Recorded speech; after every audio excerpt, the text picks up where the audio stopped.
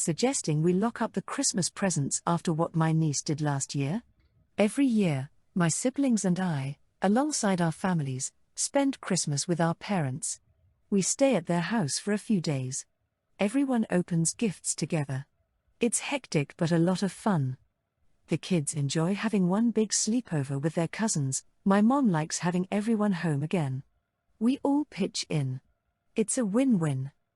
Last year, my brother married Sally. She has a 7-year-old daughter, Mindy. This was their first Christmas with us. It seemed like they were having a fun time.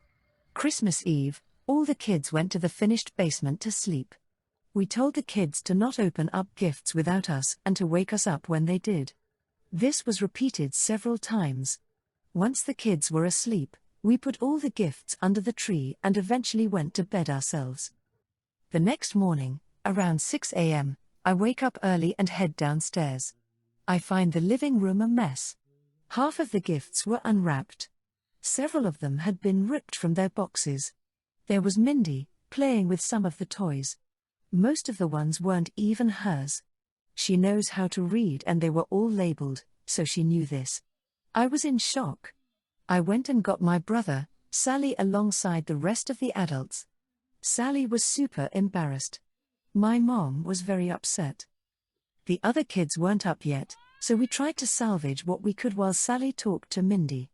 Not everything could be fixed and she had broken a couple of toys completely. The broken ones weren't even her own toys. Luckily, not everything was damaged and even the boxes that were, the kids didn't notice. But my nephew, sister's son, had one of his big gifts destroyed and he was sad when everyone else got theirs while he was told he'd have to wait for a new one to come back in. Sally and my brother reimbursed everyone. Mindy didn't get to open gifts with everyone but joined the festivities later. She apologized, but kept making excuses.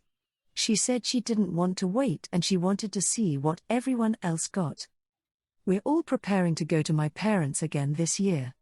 I put in the group chat that we should either lock the door to the living room this year or put a gate around the tree so no one can get to it. I didn't even name names, just specifically said no one. Sally and my brother got mad, accusing me of treating Mindy like a baby or an animal. I said I'm not, but this is a precaution so none of the kids attempted. They said this isn't necessary and I'm holding a mistake over Mindy's head. I said no, I'm not. I'm trying to make sure we have no repeat. Because I know it'll be asked, Mindy doesn't have autism or ADHD, and even if she did, my daughter has ADHD and both my sister's kids are on the spectrum. They knew better. I don't think Mindy was malicious. She was only 6. But I do think precautions should be made. My parents agree with me and my brother is mad that I put it in their heads. Comment 1. I mean, why wouldn't you do this?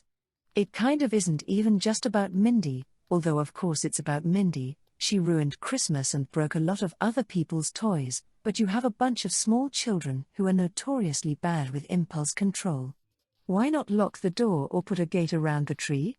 Any child could be tempted by sleeping parents and gorgeously wrapped presents under a lit tree. She's still only 7. Also, if your kid acts like a baby, they should be treated like one. Come on, Sally, the girl opened half the Christmas presents and you and your husband had to shell out to replace them.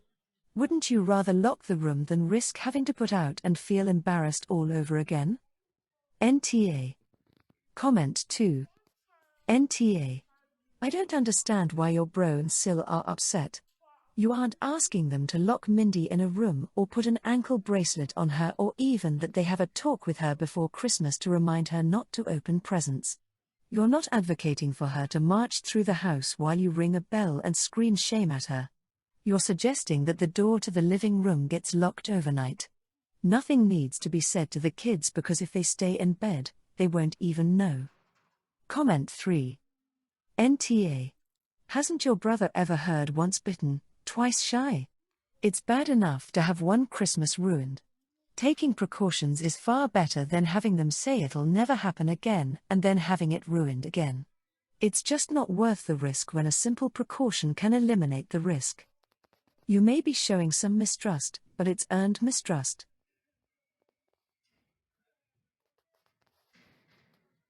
Ignoring my former brother-in-law's request to include his children from his second marriage when I see my nibblings? I lost my sister Jack to cancer several years ago. During her final months she learned her husband Sam was cheating on her. She also became aware that he was planning to make a life with his affair partner once she was gone. She was angry, hurt, betrayed and felt disgusted by him. He had made all these plans with his other woman with the money she would be leaving behind. Jack had sued one of her former doctors for medical negligence and won. So she was sitting on a very life-changing amount. She did not want Sam or his other woman or any future kids of theirs to benefit from her death and the negligence that caused her very treatable cancer to be fatal. So she changed what would happen to everything and set up a trust with me as the trustee. Once Sam learned this, after Jack's death, he did everything to try and carry out damage control with me. But when he realized I knew about his affair and was disgusted with him and would not be helping him break the law, he tried to cut me off from Sky and Belle. Which led me to fight for visitation in court under our grandparents' family rights laws. I won. I see my nibblings every other Saturday, all major holidays, and he cannot prevent phone access between us. Sam married his other woman and now has additional children as well as her child from a prior relationship who moved in with them 3-ish years ago. He has asked me to include his other children and in the past I would say no. But it has continued to the point where I now ignore his requests completely. Sky, 15M, and Belle, 14F, told me their dad tries to involve them, but they don't want to include their step-sibling or half-siblings. They actually wanted to live with my family and me. But I don't have grounds for that. So I just see and speak to them as much as I can and we spend time together when we get it. But they are pretty clear they want to keep me, my husband and their cousins for themselves. We're their only extended maternal family. Sky told me a couple of weeks ago that things might get worse because their dad was adopting his stepchild and the oldest half-sibling is asking more questions about why they don't get to come. Sky was right and Sam told me the kids want to come and I should open my heart. He decided to approach me at the school gate and called me out for ignoring his requests. A couple of other parents who heard him say I ignored his kids were mumbling that I was a pretty heartless person to let kids get hurt in the middle of this. Sam also accused me of turning my nibblings against him and their family, and he said refusing to include the kids shows how much I don't care about their hurts. Comment 1. NTA: This is like asking your sister, if she were alive, to watch her husband and AP's children. She wouldn't. And you are 100% not obligated. His other children need to learn their place in the family tree. Eventually, they will stop asking. The time you spend with your nibblings could be the same time their half and step siblings spend with their mother's family. I think your former Bill is being manipulative. He's trying to use you as childcare or something worse. OP comment: I think he's trying to get me to bond with the kids so I will break the law and go against the trust for my nibblings and they all get their hands on the money my sister left. It's disgusting, but I know he's capable of thinking like that. Comment 2. NTA: Your nibblings' step and half siblings are not your family, so they're definitely not your responsibility. Not to mention the fact that he was cheating with these kids' mother while your sister was dying. The parents at the school didn't have all the facts of the story to be getting involved. I wouldn't listen to anything they had to say about it. The comment about turning the nibblings against him is wild. Did he never consider that one day they'd grow up and see him for who he is and be able to understand how his shitty behavior towards their mother was as she was dying? He did this to himself.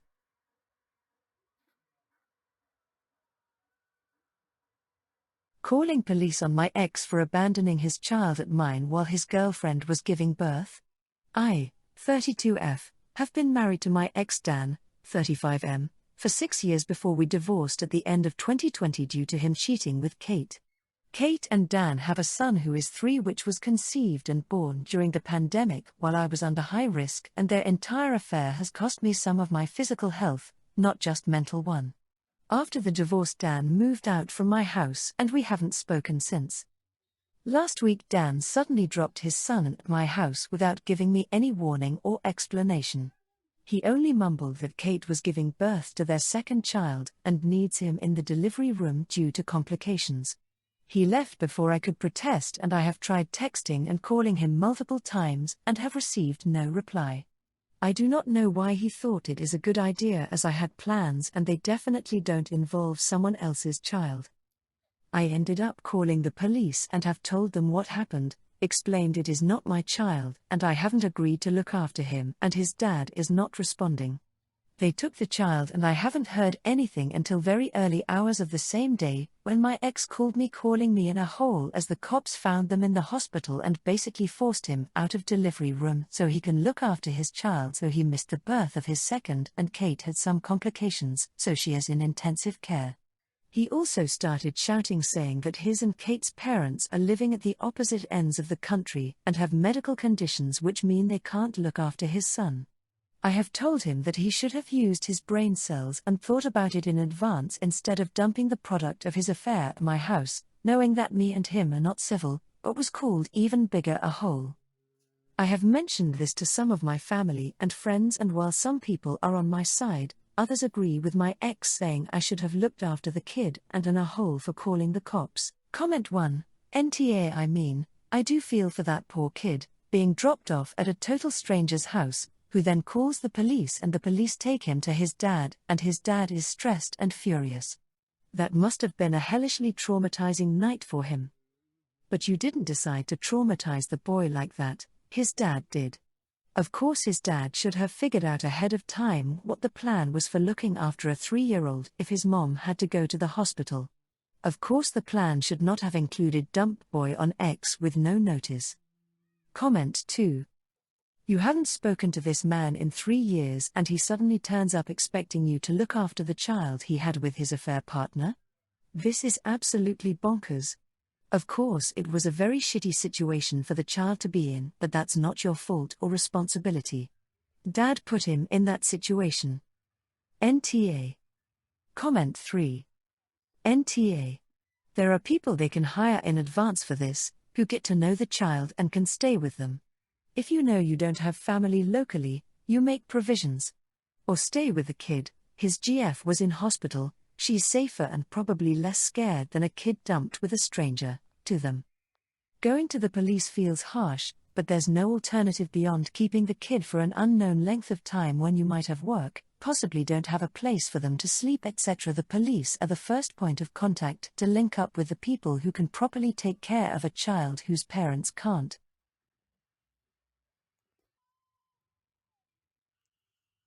Writing my son out of my will. My wife and I, 48M, have a son, John, 26M, who recently told us that he is asking his girlfriend, Cece, to marry him. We've met Cece a few times before and she seems like a nice girl, but we have concerns about Cece's family. My wife and I own a few rental properties and John stay in one of the properties rent-free as he is still in grad school, and free housing is something my wife and I've always agreed to provide it for all our kids, especially while they are in school, so that they don't have to worry about rent in a high cost of living area. The concern with Cece's family comes from having met the family a couple times before. They seems inappropriately interested in my wife and I's finances, and Cece's mother, from what I've heard from my other kids and a little from John, is close to retirement, has no savings or plans set up for retirement. Her mother has multiple times attempted to move in and live rent-free in one of my properties because, according to her, it is her future son-in-law's house. My take is that Cece's mother sees John, who is about to graduate from med school, as their retirement security. John's my oldest and I've signed a will where he gets a large amount of cash plus the property that Cece's mother was trying to move into. I'm not sure if the mother knows that and that's why she was trying to move in, but John does know about what he is inheriting. My biggest fear is that somehow that family will end up with a piece of the house for whatever reason once I pass. John has a pure heart and always sees the good in people, and I think his future mother-in-law will take advantage of that. When John told me he is getting married to Cece, I requested he signs a prenup to protect his inheritance, and also prenups are advisable in general, but he was vehemently against it. I told him that he will be written out of the will and the house will go to our other kids if he marries her without a prenup, but seems like he is not budging, so I've gone ahead and started plans to leave the house to my other kid. I think I have good reasons to not trust Cece's family and their intentions with my son. I'm not going to tell a grown man who he can and can't marry, but I want to protect what I am leaving for my children. My son has stopped talking to me and I'm not sure if I was that unreasonable. Update: a few things to add because my concerns about Cece's family are not coming out of nowhere. We are mostly concerned about the house. My son will still be receiving the huge chunk of cash on the will, he will be getting something, just not the house. Sorry, should have made that more clearer. When my wife and I met Cece's mother, she's made multiple comments about how her future son-in-law has her retirement taken care of, and she has asked us multiple times if she could move into the house to the point where it was getting inappropriate. Comment 1. Okay, so I think you should trust your gut and, based on the example of the future mill already pushing to live rent-free in your property, I think you're onto something. That being said, what you're considering will cause your son considerable pain, angst, and embarrassment. I realize 20-something-year-old me did and nearly did quite a few very stupid things with the best of intentions, so I recognize the need to protect him.